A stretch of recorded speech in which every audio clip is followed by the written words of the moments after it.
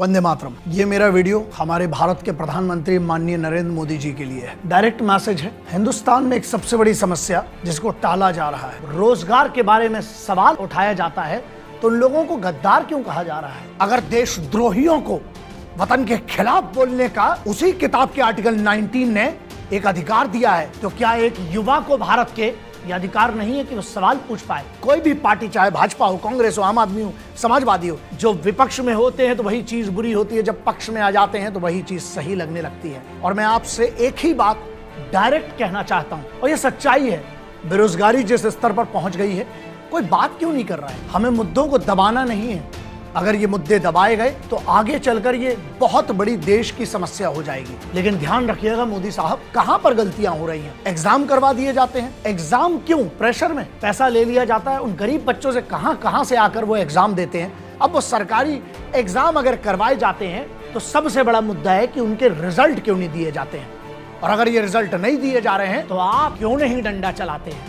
ऐसी कौन सी मजबूरी है जो आपको बेरोजगारी पर बात करने से चुप कर देती है? क्योंकि जब तक ये जवाब नहीं दिए जाएंगे ना, ये सवाल हवाओं में घूमते रहेंगे। आज भी इस देश में ना दो बहुत बड़ी बातें मानी जाती हैं, एक सरकारी नौकरी और दूसरा विवाह। क्या आपकी ही सरकार के कुछ लोग हैं जो भटका रहे हैं? जब ये पूरी महामारी चली, वैक्सीनेशन आ गया है, देखिए इसमें भी करप्शन ना हो ये भी आपको देखना है।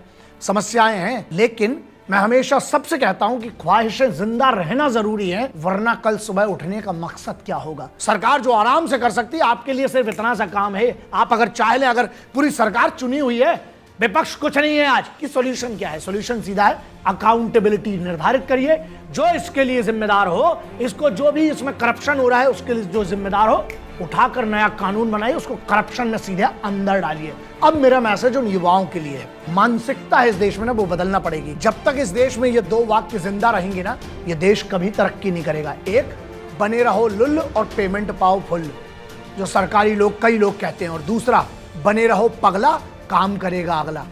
साहब, ये वतन आपका मेरा है, पूरे हक से ना नमक का फर्ज अदा करें। देखिए, माटी का फर्ज सबकी औकात नहीं है, लेकिन नमक का तो कर सकते हैं ना फर्ज अदा। तो जो भी ये यूथ है उसके लिए ये मैसेज है, आप प्राइवेट काम में क्यों नहीं जाते हैं?